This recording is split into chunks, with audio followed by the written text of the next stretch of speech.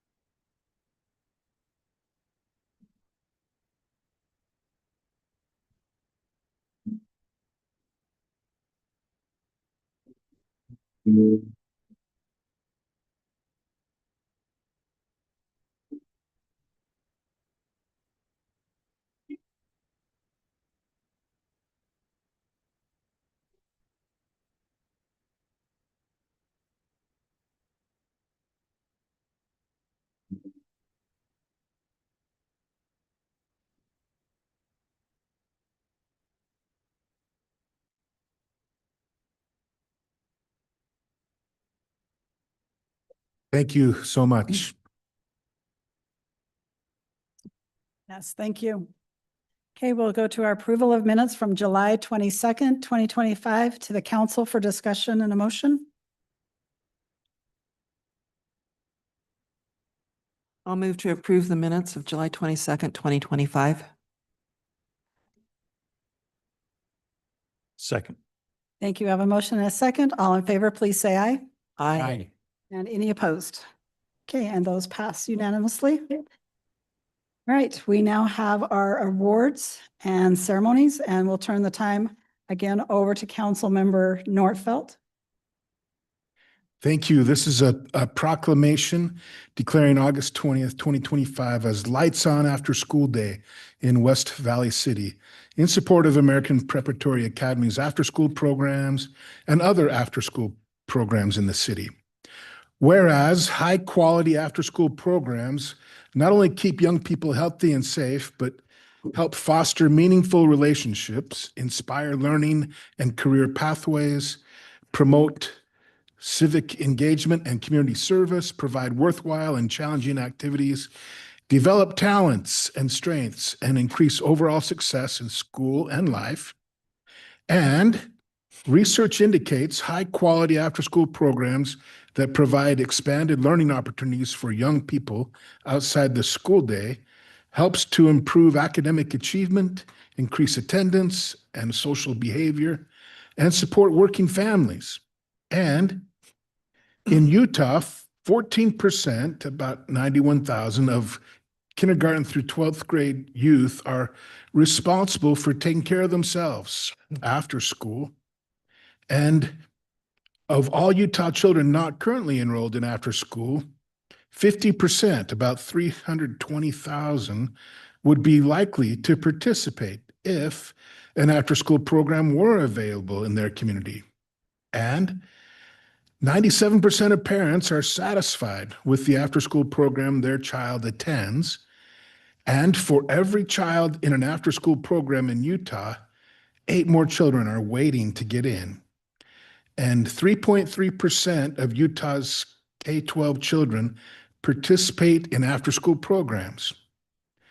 And American Preparatory Academy has an average of 400 students attending after-school programs each day between 2 sites in over 30 different after-school programs, including 10 study hall sessions each day, 1st through 12th grade, including special education tutoring, and the following clubs: American football, art, backyard games, balloon and button art, chess, cup stacking, dance, dream it, build it, paint it, Dungeons and Dragons, Eagles soccer, elementary yearbook, games, Harry Potter reading, Latin, Lego, meditation, musical improv, musical theater, Pokemon, Portuguese, science fair, secondary band, secondary orchestra, secret ciphers, she-tech, story writing, theater, ukulele, video game design, and weightlifting. Also included are Sistema Utah music programs, which include strings, band, piano, guitar, taiko drums, as well as choir, general music, homework support, and elementary string ensemble. Also included in their after-school programs are 4 performing groups featuring advanced students, Sistema strings and secondary Sistema strings with violin, viola, cello, and bass students. Secondary band featuring their most advanced band students and a Sistema Utah quartet who tour the community giving free service concerts. This past year, their students completed over 40,000 homework assignments. And whereas Lights On After School is a celebration of after-school programs promoting the critical importance of quality programs for youth by ensuring lights stay on and doors remain open for all youth during the out-of-school time hours. Now, therefore, we, Mayor Karen Lang and the City Council of West Valley City, do hereby declare August 20th, 2025, as Lights On After School Day in West Valley City in honor of American Preparatory Academy's after-school programs. Thank you. If we could have Students? students and staff come up to receive this proclamation and get their picture taken. Let's do that now. Shake the hands of the council. Yep.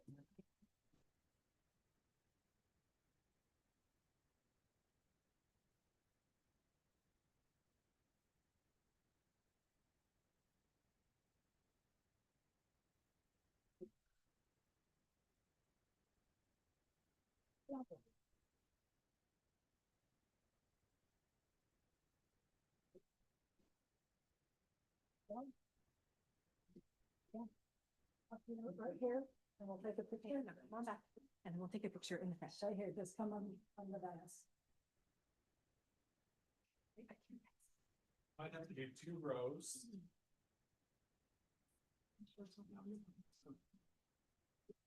So you tall boys to the back. If you're taller than me, which 1 or 2 of you are, why don't you go in the back? That'd be great. And let's scoot in tight like we enjoy being with each other a lot. That'll be fantastic.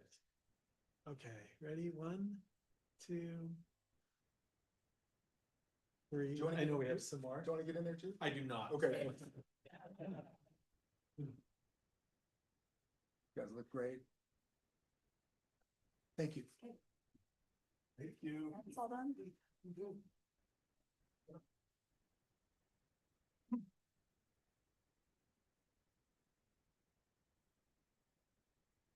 The news photographer always stays out of the picture. Okay. We will now accept public comment. Comment period is limited to 30 minutes. Any person wishing to comment shall limit their comments to 3 minutes each. Upon recognition by the mayor, you will approach the microphone. If you did not sign up, please give us your name and address. All comments shall be directed to the mayor. No person addressing the city council during the comment period will be allowed to speak more than once. Comments shall be limited to city business and matters within the purview of the city council. Speakers should not expect a debate with the mayor, city council, or city staff. The mayor, city council, and city staff may respond after the comment period has concluded. Speakers shall refrain from personal attacks against fellow citizens, city staff, or members of the council. We have 5 public hearings tonight that are separate from our open public comment period, and they will each have their own public hearing. If you are here to speak on these items, it would be best to hold your comments until that time. And those are the GP3 2025 to update the Fairborn Station Vision, Z2 2025 for the rezone of property at 5173 West, 3500 South, Z3 2025 to rezone property at 3930 West Parkway Boulevard, and ZT3 and ZT4 2025 that are changes to our land use ordinances. So we'll begin with speaker 1.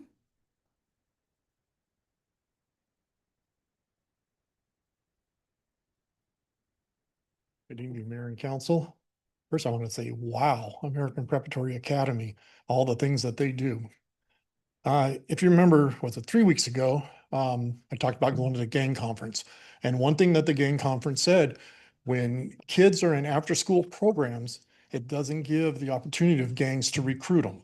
And so having that opportunity, I think is great. And props to American Preparatory Academy. Like I said, wow. I've been out to several, out campaigning, but out to several different events throughout the city. And the one thing that keeps coming up is road conditions. I tell them the, 4,000, I'm down there by 47, it will be fixed. They're complaining about, a lot of complaints about 3,500. I explained to them that's a county road. It's up, but there's a lot of complaints, 72 out there, the condition, how it's all tore up. And I'm assuring them it's going to be fixed, but people are not happy about that right now. The other thing with going out with the Clean and Beautiful Committee, and I've talked about this in the past, and talking to residents, is code enforcement. The inconsistency of what they're doing. They're not consistent on hitting every single house in the neighborhood. This is something we've been talking about for years. It seemed to be getting better, but there's not a consistency, and I don't believe there's still a standard operating procedure that has been talked about a couple of years ago, been put together where they know exactly what they're supposed to be doing. And so that's a big concern when you got some of these big, beautiful houses and you go down 3 and it's a mess, and so the neighborhoods don't like that. The bike park condition has dropped right back down. They cleaned it up right before Westfest, and now it's turning into a mess again. And then if you want to hear an impassionate speech, I was at the county council last week and BWF was there. Lori Stringham gave a impassionate speech of why we should be supporting this program. And it's not, they're talking about uplifting of women, girls and all the different things, but it's not at the expense of boys or anything else. It's everybody working together. And if you have one spoke on the wheel that you're passionate about, come and be part of the program in that part of it instead of, fighting against it. And so it's a great opportunity for the city, to put out something like that, to join. And like I said, if you want to hear a very impassioned speech, listen to her speech from last week at County Council. That's all I have. Okay, thank you. Is there anyone else that wished to speak that did not have an opportunity to sign in? Okay. Well, nope, there you go. Yep, come on up. Thank you so much. Janzel Tudor, 2567 West Easton Street in Taylorsville. I just wanted to share two really amazing experiences that I enjoyed last week. The Theater, West Valley Arts Theater opened their Hunchback of Notre Dame show. And I was able to attend the preview that last week, Thursday evening. And there was a moment I was there with my children, and I've told you about my children before and how I'm just so proud that they get to experience theater. And West Valley Arts allows that to happen. But I'm sitting next to my two children, and there's a moment in the show where Quasimodo, who's an outcast, the whole story takes place, and it's very heart-wrenching. It's really beautiful. You should all go see it. But there's a moment as an outcast, he experiences real crazy pain. Two people that were closest to him are now gone. And the townspeople who have just mocked him and made fun of him and didn't appreciate this outcast end up embracing him. And it's this beautiful moment. And one by one, townspeople come and embrace him. And my oldest child, who has gone through so much mental illness and doesn't like touch, and they're embracing this seemingly as an outcast themselves who doesn't have a lot of friends. They leaned over to me and they took my hand. And in that moment, I knew what that hand squeeze meant. It meant, Mom, do you see this? People are embracing this outcast, and they can embrace me. And I was just so excited that this theater and this show and this moment was able to express that to them, to help them carry on. That's one moment. The other moment was that former council member Jake Fiti-Semanu, his daughter is in the show Moana. And Moana, born, I don't know if she was actually born in West Valley, but raised in West Valley City, still resides in West Valley City. It's in that show as well.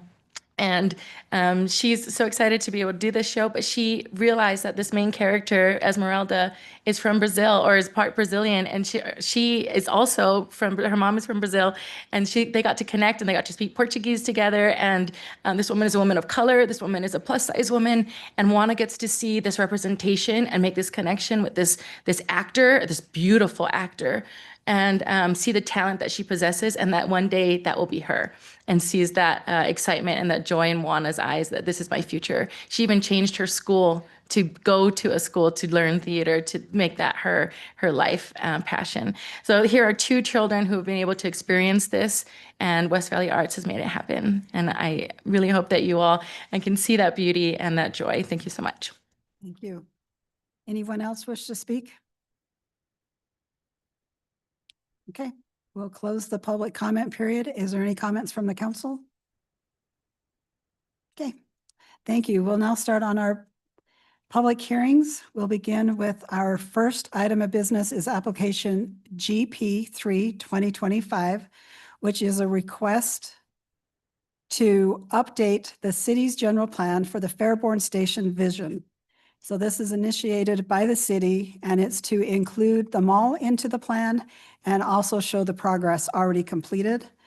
The current version of the plan was adopted in 2012 and addresses the area between 3500 South and Lancer Way, which is 3650, and between 2700 West and 3200 West. I will now open the public hearing. Is there anyone wishing to speak on this matter? And I will close the public hearing and turn the time to the council for discussion or a motion. I would motion to approve application GP 3-2025. Second. Thank you. We have a motion and a second. Ms. Kamic? Councilmember Wood, Yes. Councilmember Whitstone, Yes. Councilmember Harmon, Yes. thank you. Councilmember Hune, Yes. Councilmember Christensen, Yes. Councilmember Nordfelt, Yes. and Mayor Ling. Yes. Motion passes unanimously. Okay, thank you. Our next application is Z2 2025, filed by Carl and Jennifer Newland, who are requesting a zone change from agriculture to R17, minimum lot size 7,000 square feet. The applicants would like to remain or to retain the existing house on the property and would like to rezone or to have it rezoned and leave the remaining property as is agriculture and build a new house. So I will now open the public hearing if there's anyone here that wishes to speak on that matter.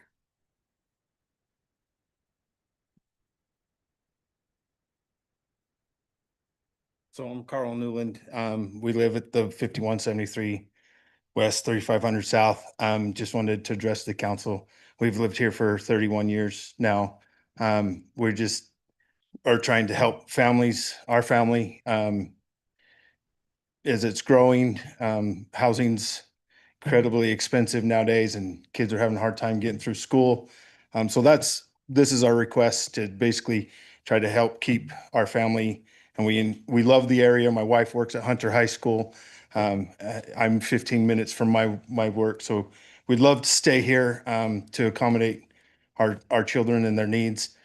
So that's why we're performing this request. Thank you. Anyone else wish to speak? Okay, seeing none, I will close the public hearing and turn the time over to the council for discussion on a motion. We do have two different action items, ordinance 25-19 for the rezone and a second resolution 25-105 for the development agreement to the council. Motion to approve ordinance 25-19. Second. Thank you. We have a motion and a second. Ms. Kamic? Councilmember Nordfelt, Yes. Councilmember Christensen, Yes. Councilmember Hune, Yes. Councilmember Harmon, Yes. Councilmember Whitstone, Yes. Councilmember Wood, Yes. and Mayor Ling. Yes, Motion passes unanimously. thank you. Now- Move to approve resolution 25-105. Second. Thank you. We have a motion and a second. Ms. Kamic? Councilmember Wood, Yes. Councilmember Whitstone, Yes. Councilmember Harmon, Yes. Councilmember Hune, Yes. Councilmember Christensen, Yes. Councilmember Nordfelt, Yes. and Mayor Ling. Yes, Motion passes unanimously. thank you. Next is application Z3 2025, filed by Tyler Jones with IHC Select Services Incorporated, requesting a zone change from Business Research Park to General Commercial for property at 3930 West Parkway Boulevard. If this application is approved, Salt Lake Behavioral Health intends to purchase the property for use for a mental health hospital. I will now open the public hearing for anyone that would like to speak.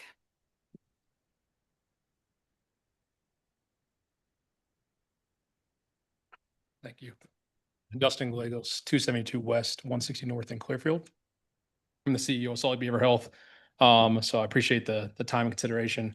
Yeah, I'm very passionate about what we do. I can get emotional, but hearing also too what's been happening here, this is a needed service. Mental health and psych, it's only growing, and the resources that we have around it is important. And we're a little unique. I don't think probably many have heard of us probably locally. We have but nationally we're really kind of renowned. We have a state-of-the-art military program that services our active duty military veterans as well, but mostly active duty.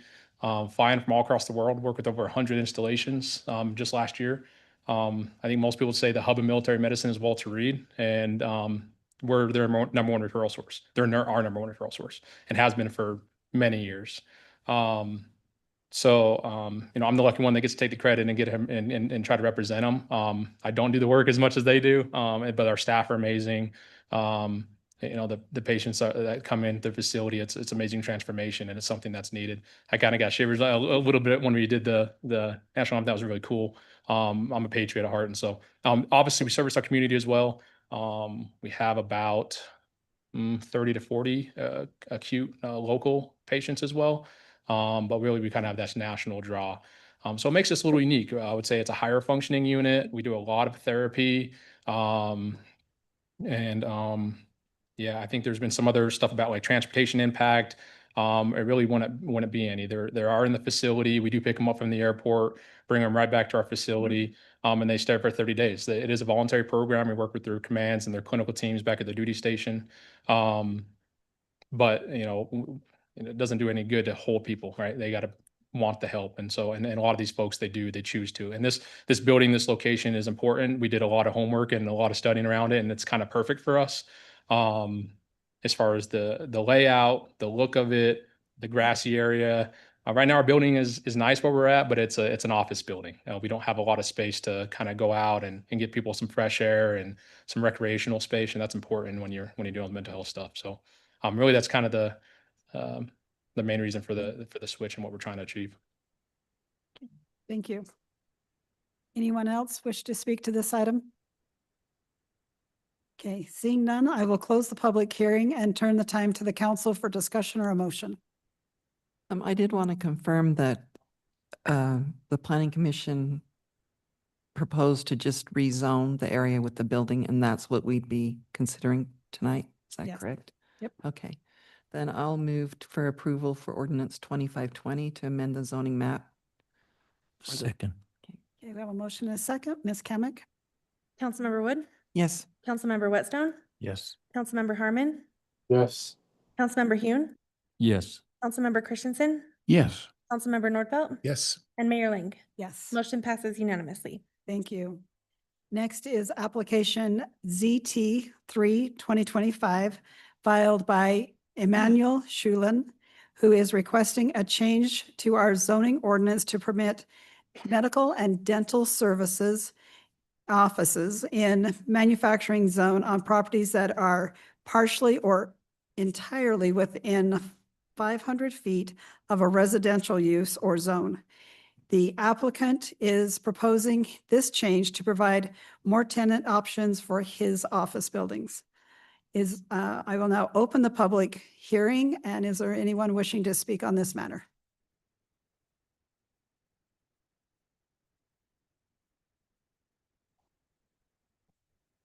Hello, I'm Chris Rowe. I'm with Scratch. We're doing the asset management for Emmanuel Schulen. So I want to talk through this project a little bit, kind of give a little bit of background. I'm sure some of you are familiar with it over on Decker Lake. It's faced some challenges with the office vacancies that we've run into with certain tenants moving out, facing bankruptcy has forced us into a tough situation with a few buildings being completely vacant. And we're trying to kind of jumpstart that and get it back on track. Kind of talk through some of the specific office challenges we faced and segue that into why I think this change makes sense and why it will be helpful. A lot of the companies that were with us and that had to leave and vacate were your call center type office spaces and large groups that have since changed their operations, and they're now going to be, remote and from home. And so we don't necessarily see some of that picking back up.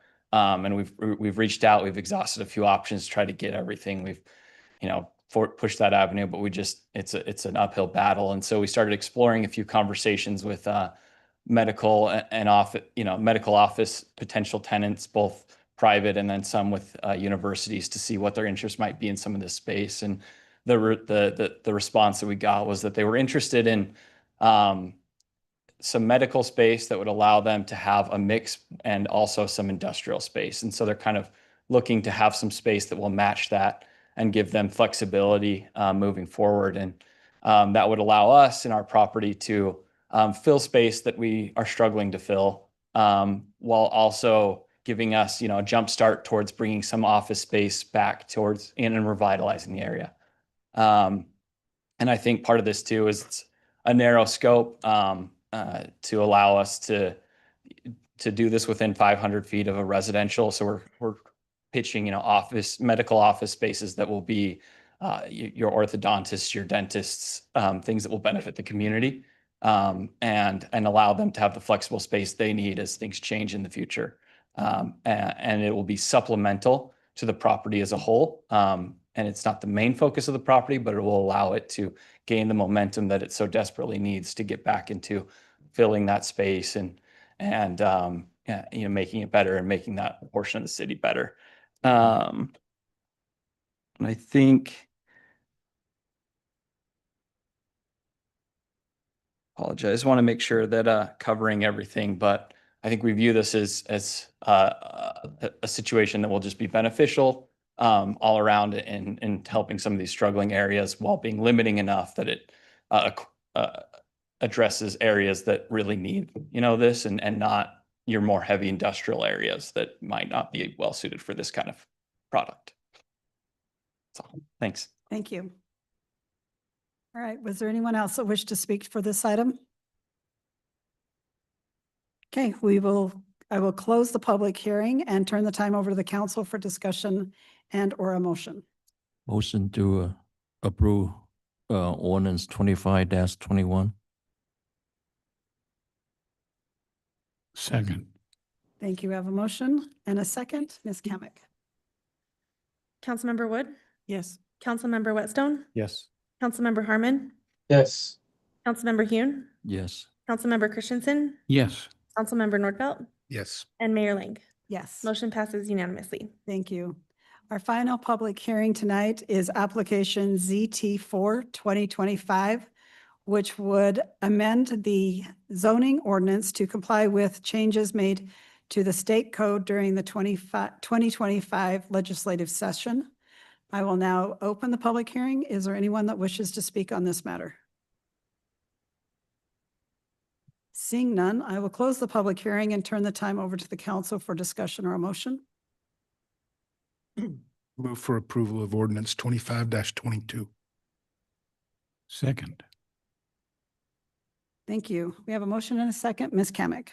Councilmember Nordfelt, Yes. Councilmember Christensen, Yes. Councilmember Hune, Yes. Councilmember Harmon, Yes. Councilmember Whitstone, Yes. Councilmember Wood, Yes. and Mayor Ling. Yes. Motion passes unanimously. Okay, thank you. We'll now go to our resolutions, and this is our last matter of business. Resolution 25-106, which would authorize the city to enter into a contract with Meridian Engineering Incorporated to perform an ALTA survey on city-owned and city-used property. To the council for discussion or a motion.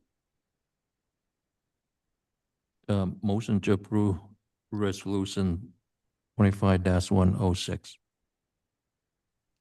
Second. Thank you. I have a motion and a second. Ms. Kamic.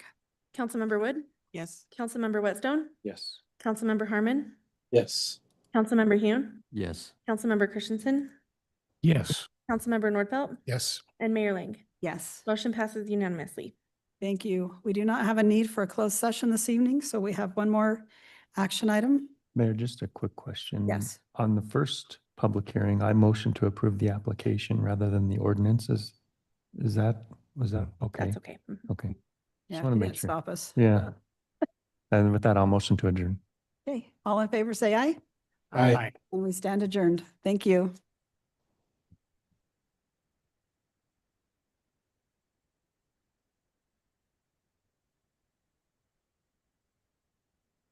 Yeah.